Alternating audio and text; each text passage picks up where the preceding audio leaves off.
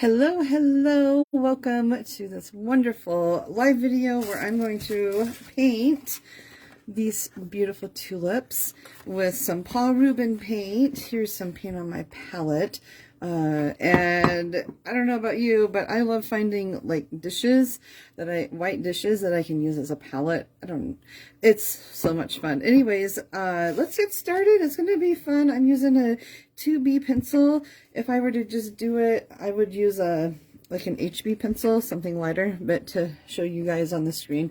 And I'm actually going to draw the tulip for you and then paint it. So it's going to be a good time and I'm excited. And comment below. I will not be able to type any comments, but hopefully I'll be able to see them. And I'm so sorry for running late. My camera was not wanting to work, so I'm using my smartphone. But that's okay, because it doesn't really matter as long as I get it ready. Okay, so I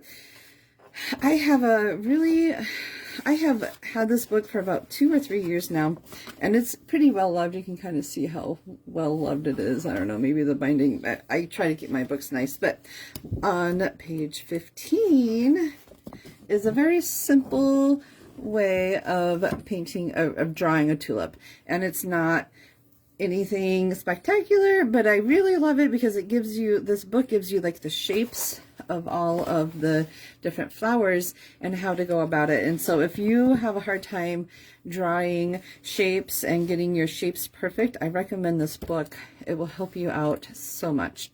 And it's called 100 Flowers and Plants Step-by-Step Realistic Line Drawings. So there's a bunch of different books, but by Melissa Washburn. She's a great artist. She's based in Chicago from what I read, and there's a bunch of different plants. I'm trying to, I'll thumb through it real quick. I'm excited to try this book. I'll doodle with this book often, but there's a bunch. It looks like there's 110 pages, so I would say almost 100 plants. Yeah, 100 flowers. Anyways, moving on. So I'll be using this book as a reference. You probably won't see it in the screen, but there you go. All right, so I made 2 different types of cards. The first one is I used a background with a wash. I wanted it to be green, but I wanted it to be a little bit grayer, so I added a little bit of red to make the green gray. Complementary colors. And then this one is without a background, and this one is so stunning that I really like it, but both are the same. I drew them the same, and then of course I have my Paul Rubin's watercolor that I'll be using. I'll show you. I'm only going to be using 3 of the 36 colors that I have, but I love this watercolor set. It is just lovely. So let me start with the tulips. And I'll probably just paint one demo. So there's 2 different sizes that I might work with. I'll work with this one because it's longer and skinnier. This is a A-lined slim card. So like the card world is going away from A2s and they're doing slimline cards, which are super fun. I don't know if there's a difference. I think it just depends on the subject matter, really. But here in the States, we've been using a lot of A2 size cards, which is this size, and now we're moving to the A-line slim cards. So I'm going to do a slim card because tulips are a bit more longer and slim than an A2. I would have to find a sentiment to go with it, and it works. It's going to be perfect for a Valentine's Day card. So anyways, I'm going to start, and I will probably draw a little bit. I'm putting my picture kind of, yeah, that is about right. It's about 1/3. And I'm just going to draw some ovals until I get it right. And sometimes if I really don't know, I'll do my minor and major access lines like this to get exactly what I want. Having these lines will help guide me, and I think I have a pretty good shape. It doesn't have to be perfect. I don't think tulips have a perfect, oval shape, and we're gonna change that up a bit, but you can kind of see the lines. Yep. Okay, now I can go down and just make my little stem. Just going. Okay. Now I'm just using the same drawing that I have, and I'm just gonna say, okay, here's my tip.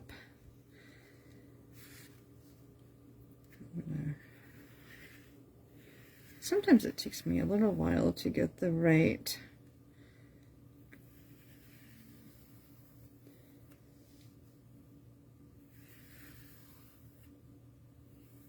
something like that, and then I'll take my eraser and erase the lines that I don't like. And but there's the drawing of it. There's the start of the tulip, and I'm using a kneaded eraser. This is probably way bigger than I need. I'll take it off. I don't like using a big eraser unless I have to, and I like to warm it up with my hands a little bit. It's cold where we're at. We have a wind chill advisory, which is never fun for anybody, especially the livestock, but farmers are equipped with it, and I think the livestock are doing okay this winter. Okay. And then I'm gonna just erase some of it. Now, if I really wanted to, I could spend a lot longer trying, but I want this to be a little bit loose. I don't love this oval. See, I can always play. My college drawing teacher always says to like draw your lines light until you know exactly where you want your lines at. I really truly think drawing is a practiced art. I don't think you're just born being a good drawer. It takes a lot of dedication. Okay, so again, I'm fussing, and it is fun. I'm enjoying this process. All right, now I can make my little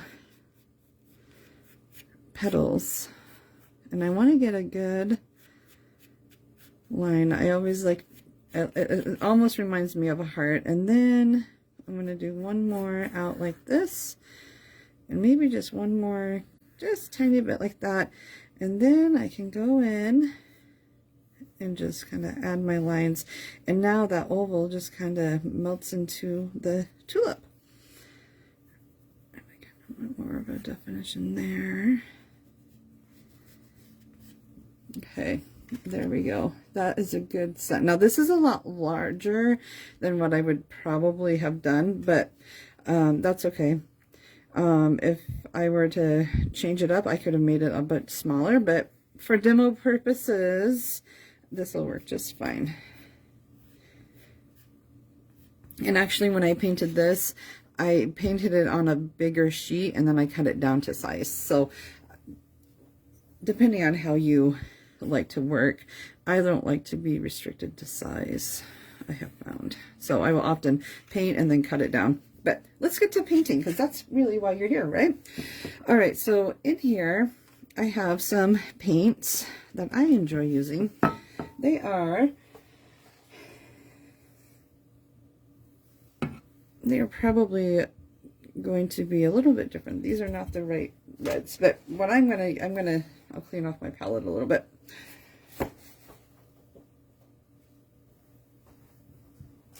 When I can find my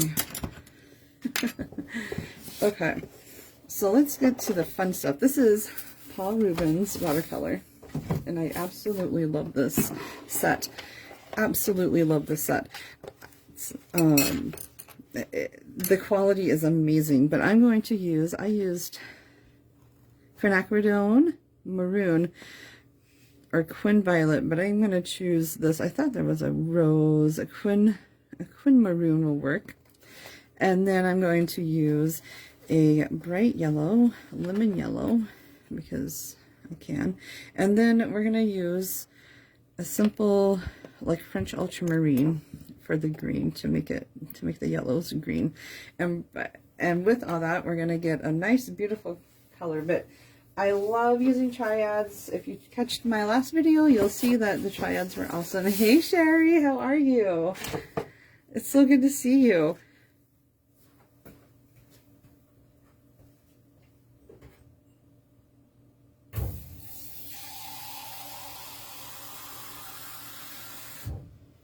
Okay, got my water, got my water, my spray bottle. Okay, I'm gonna spray. And I'm actually gonna take a paper towel and clean up my palette a bit. I really like this blue that's on the palette, so I'm gonna keep it on.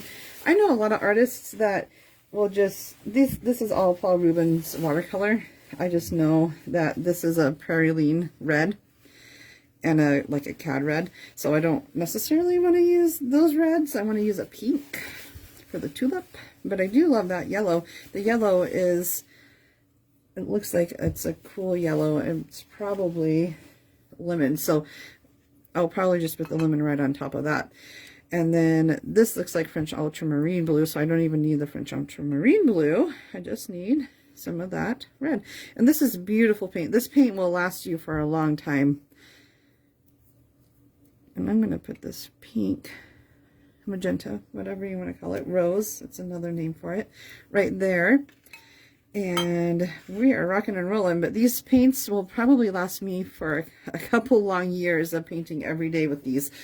You get what you pay for when you get paint, you get what you pay for. And so yes, this set I think is around $80 on Amazon. It was a gift from Paul Rubens for doing some watercolor videos for you guys. And so because of that, I am doing this video. But what I am loving is how beautiful these colors work. So to start with this tulip, I promise anyone can do it. If you can draw an oval and a line, you can paint. You can draw this tulip. So I'm gonna go right in here. This is just wet water. You can kind of see where I started. And I'm going to do a little bit of wet onto wet.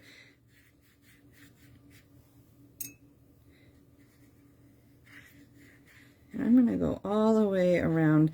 Now, if I were to, hopefully you can see my pencil lines. You can see exactly, I just have the head of the flower wet. And I'm going to start with yellow.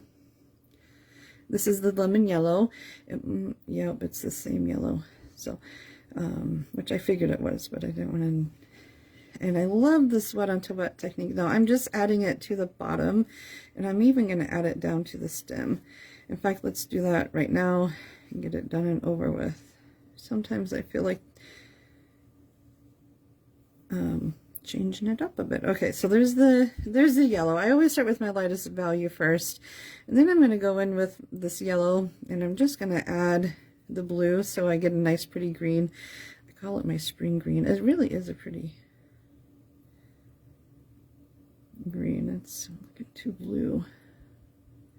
There we go. I'm not getting enough yellow. That makes all the difference. And I'm going to go in on one side and go all the way down, and it's going to just blend in quite nice. It's drying pretty fast. It's so dry here.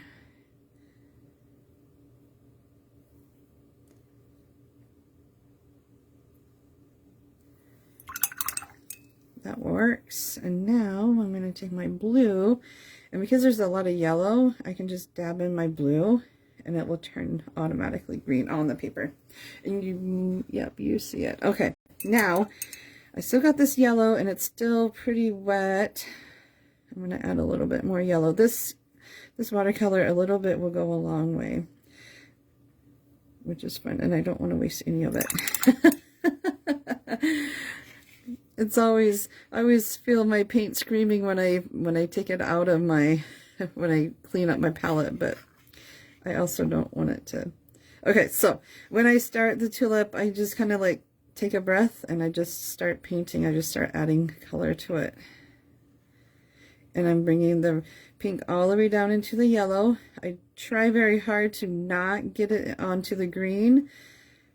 You can wait and do the stem later, but I often find that I'm not patient enough to wait, and so then the stem gets like this yucky color. So if I do the stem first, I don't have that yucky color, but I am stopping right at the stem, and I already see that beautiful orangey color. Now I can go back in and I can just add, this is going to be a bit darker.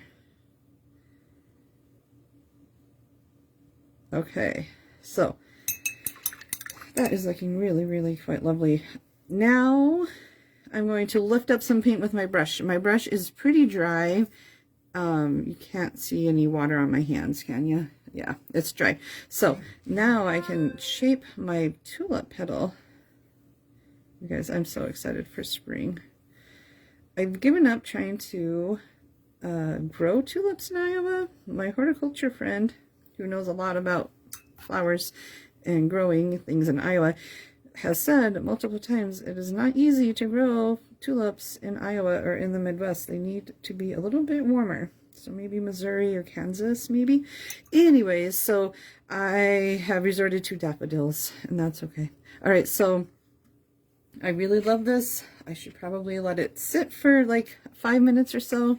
You can see that it's still kind of wet. When it's wet like this, you did what you wanted to do. You leave it alone. You don't touch it until it's dry, until you don't see that sheen anymore. That will help you a ton. All right, so but I can. This is dry. Right here is dry, so I am going to work right in here and let the head, the flower head, dry. And I'm going to start with just a simple green. This is a dish I actually found in my cabinet that I've not ever used. My grandma, my husband's grandma, gave it to me thinking that I would use it, and that was like a couple years ago. And I said, "Oh, thank you, Grandma B. I will totally use that." And then I never used it, but I need a watercolor palette because I'm working in like 3 different like palettes, color palettes, and I didn't want to waste my paint, you know. So I added a new this is going to be called my triad palette because it's perfect for 3 colors and I can almost paint anything with a triad. So if you are wanting a palette, don't go out and buy a palette. Just go to the Goodwill, find a white dish of any sort, pie pan, a salad plate, it doesn't matter, and get yourself one. I love using a porcelain palette, but I don't necessarily want to pay a fine art price for the porcelain palette when it's literally the same thing as a plate. So I'm just adding in water. I'm trying to get this. Of course, my pencil line is a guide. I don't always follow my guide, and I'm okay with that. But I'm blocking in the color, meaning I'm just adding color. I'm not adding a whole lot of value to it, but it's looking pretty good. I'm going to add straight blue now. There's a lot of yellow, and there's still some yellow on my palette from the blue. So I'm just going to add this like very bluey-ish green. And I see that it was much darker. Now, if I wanted to, I could always use I could always use a rigger and just add darker blue. I think because these watercolors are so pigmented, you can really get a good value in the right color. I often will move my painting to the side, upside down, so I can get a better. I always like to paint towards myself. I wish there was like an easy button to paint flowers. I have yet to find that easy button. However, my mentor, Alexis Levine, will say she can paint a flower, like a beautiful painting, in an afternoon. And I asked her why, and she said, because I have had lots of practice and I know exactly what I want to do with my painting. And I said, so the key is practice. Lots and lots of practice.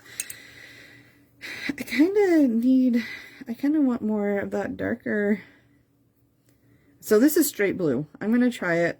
I'm probably going to wish I hadn't, but I want to get a darker line through, and I think that's actually going to work. I really do like that darker blue. This, if you look at tulip leaves, they have a lot of blue to them. Okay, the flower head is about dry, but I want to make the stem just a little bit more vibrant. So I'm going to go in with my yellow, straight yellow, and I'm going to layer this one more time.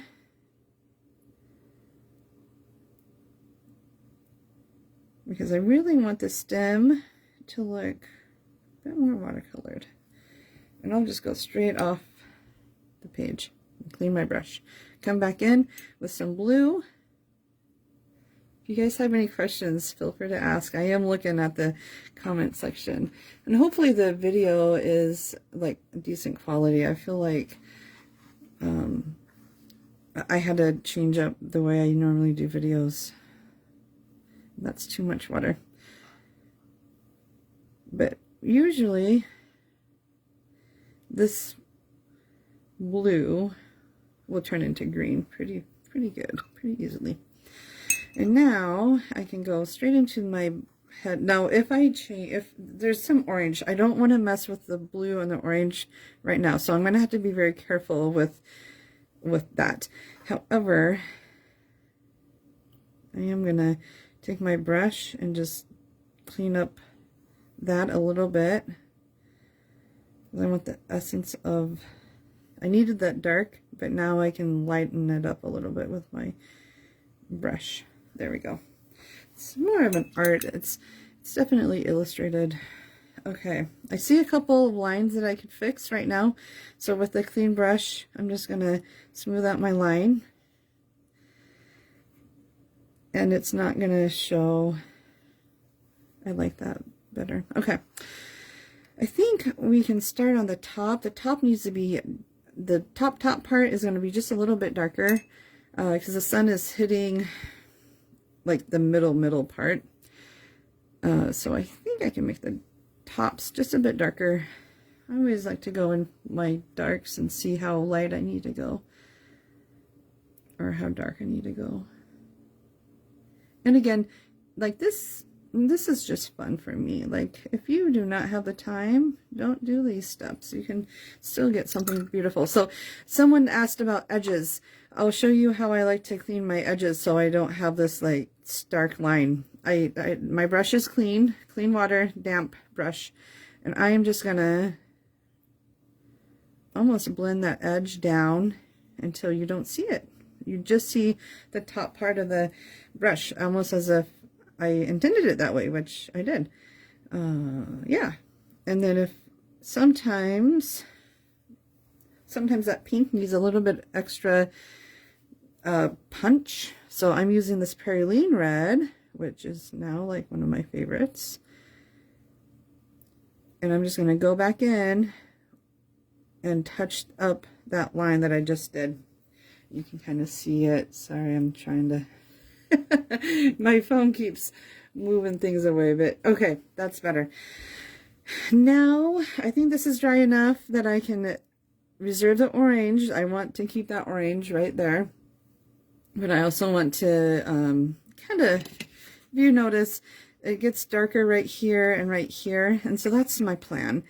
And I see that I actually I flip-flopped my tulip, but that's okay because, you know, it's a tulip. I can do whatever it wants to do.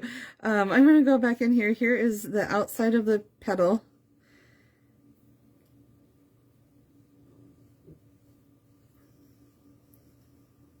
And I'm just going to go right in through there. And that's a glaze right there. All right, I really, really like this petal right here.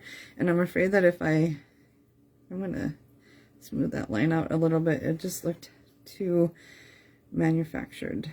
It didn't look natural to me. All right, that looks better. Now I can go back in, and I'm actually, at this point, the rose and the red are neutralizing each other, so now I just get this pretty, like, pinky red color, and that's exactly what I'm looking for. I want to keep this orange, so I'm not going to do a whole lot here, but I do want to add right here. I want it to be prominent. You can see that it is pretty prominent, but I don't want this edge. So I'm going to, again, clean my brush off. And I'm just going to add that water, blend it out. And I'm going to go all the way down because it will show. And then I'm going to go back in with the same, this is mostly pink. And go all the way down until it just fades. And I'm going to leave it there because I think if I go any darker, it's going to look funky. But I am going to add this. It's push and pull at this point. How dark do I want my darks and how light do I want my petals? And so I'm using this darker red. I'm not even using any of that pink, but because there's pink on the paper, it's going to look like it's pink. All right, now, now I'm going to do the same thing, but to this side. But instead, the light, so I finally figured out where my light source is. Sometimes when you're drawing not from life, you have to decide where you want your light source at. And I decided that the light source is coming from the left, so that means the shadow is going to be on the right of the petals, if that makes sense. Now, is that a big deal? Do you think someone's going to notice? Probably not. Will you notice? You might notice.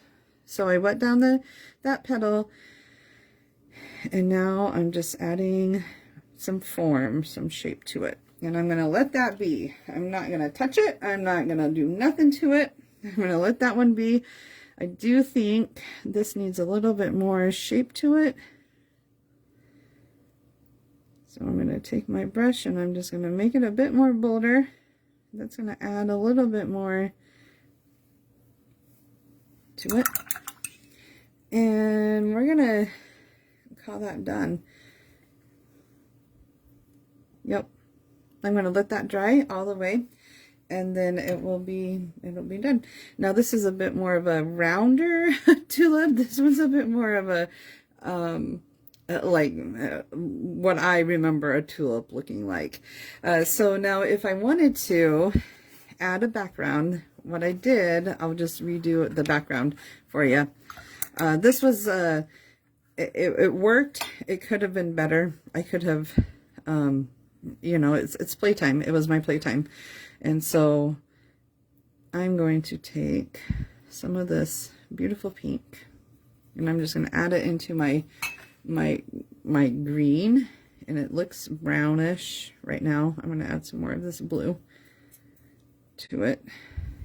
When you add red to blue, like to green, not blue, to green, you get a gray color because it's a complementary color, and complements pop each other, but they also will create a neutral. That's why they're called complement colors, because they'll neutralize.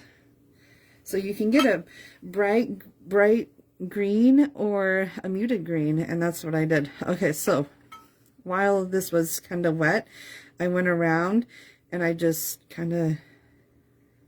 negative painted.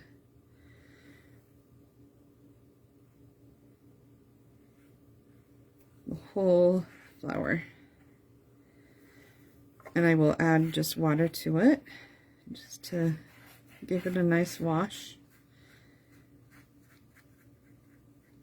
And it does take time, but I enjoy it. I mean, if you enjoy painting, this is not a chore, I don't think.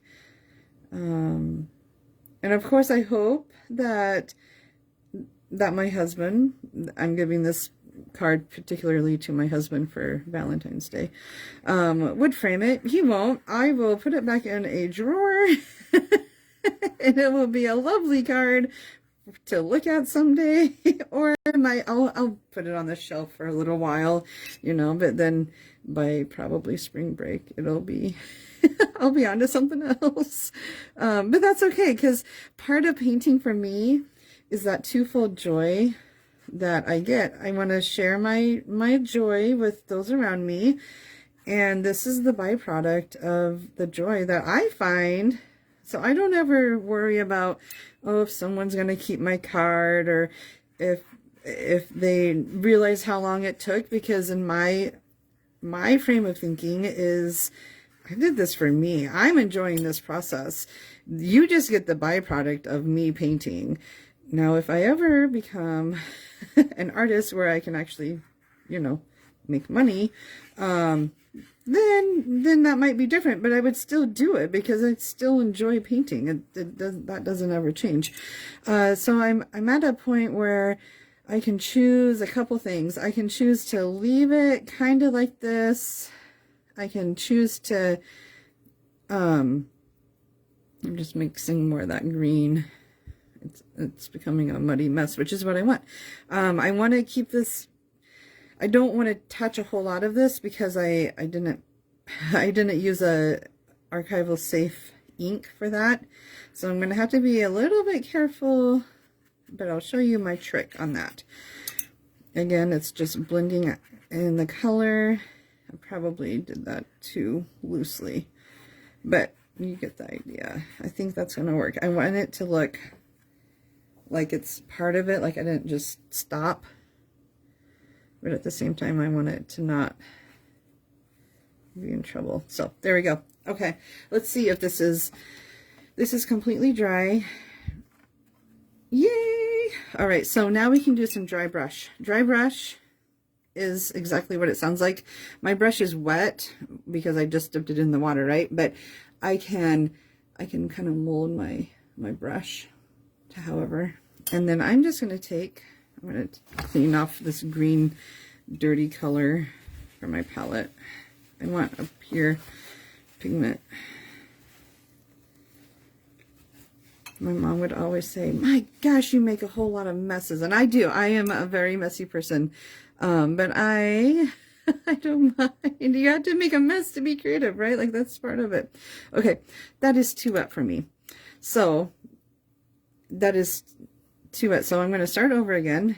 I got a dry brush. My brush, I can mold it however it needs to be molded. And I'm just going to take whatever, you can kind of see that I made a brush mark right here. You can see my brush strokes, right? It almost reminds me of like oil or acrylic. It's pretty thick. And I don't know if I need that much paint on my brush, but I think it'll work. Now, to get that shape a little bit more,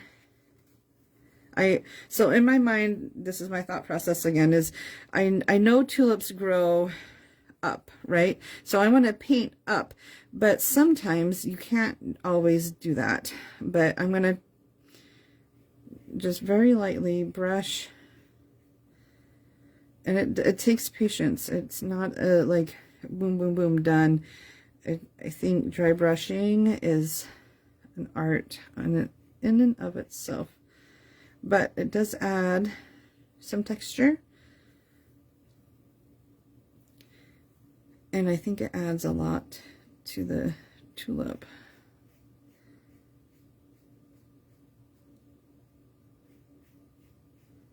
I just want to do a tiny bit. I don't want to go too crazy.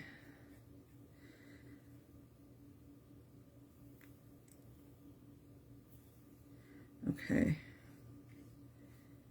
I think if I do any more, I'm going to wish I had stopped. So I'm going to leave it alone. But it gives it a more botanical look to it. So anyways, that is one of the prettiest tulips I have painted in a while. And I'm going to leave the background white. I love the background the way it is. I think the only thing I would change, there's a couple of things that I see that I'm not loving. But you know, you want to let it dry. I'm just using a clean damped brush. I'm going to go in and just clear out that edge. It looked like it just didn't look quite right to me. The one thing that I love about artist grade paint is you have a lot more control with it. It's not chalky. It doesn't normally stain. There are some staining properties. Don't get me wrong. Don't say, oh, well, there is staining properties, but rose is one of the pinks that won't always stain. And I love that because I can always go back in and lift it up if I needed to. This edge needs to be defined a little bit more. So there we go. And I'm just putting on, I could spend another hour or 2 hours if I really wanted to and just add more of the darks. I don't think I want to do that. That was not my plan today. However, I can show you, I would just go in very lightly and just add more of the shapes back in. And if you need to, you can always use that darker red, which I think I'm gonna have to. And then don't be afraid to just like get in there and get the red. Now it's too watery.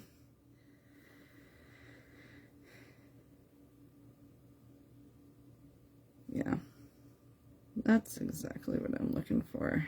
Yeah, there we go. It'll dry a little bit lighter because it's watercolor. Watercolor always dries lighter, but you get the idea. And then I don't necessarily want that edge, so I'm going to clean off that a tiny bit.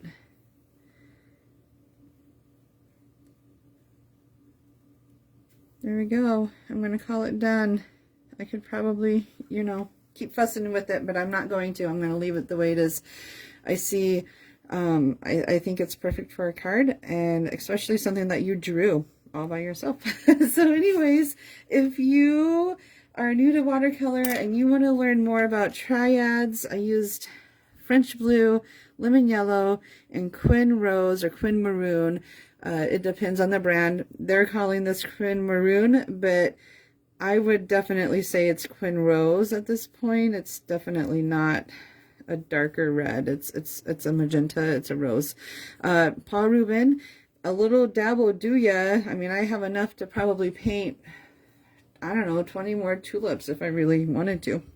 I will be painting more in this color palette. This is a high key color palette, meaning that it's all very bright colors. An earth tone color palette would be beautiful for landscapes. So anyways, let me know what you think. Here's the card that I just glazed over again, and I think it popped the tulip up a bit more and made it look even more artistic. So yay. And I think what I'll do is I'll probably trim it down just a tiny bit and then matte it with some darker muted green to make the color pop. But there we go. Hope you guys have a wonderful day of painting and enjoy staying inside and staying warm. Let me know if you have any questions. Comment below if you want more videos like this. Comment if you have questions about watercolor. I'd love to do demos. I run out of ideas. I'm hoping to do demos every Thursday around 9 o'clock Central Standard Time, Chicago Standard Time. And yeah, enjoy this time to paint. Let me see what you are working on. I'd love to see them. Anyways, it's nice to see you, Sherry and Lisa. Thanks for watching. Talk to you guys later.